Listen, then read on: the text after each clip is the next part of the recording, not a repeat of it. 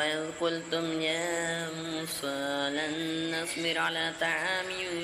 وحيد فادع لنا ربك يخرج لنا مما تنبت الأرض من بقلها وكسائها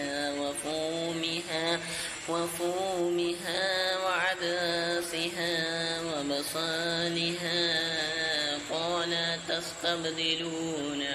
قال تستبدلون الذي هو أدنى بالذي هو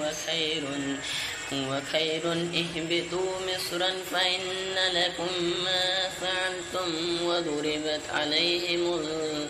وضربت عليهم الذلة والمسكنة وباءوا بغضب من الله ذلك بأنهم كانوا يكفرون بآيات الله ويقتلون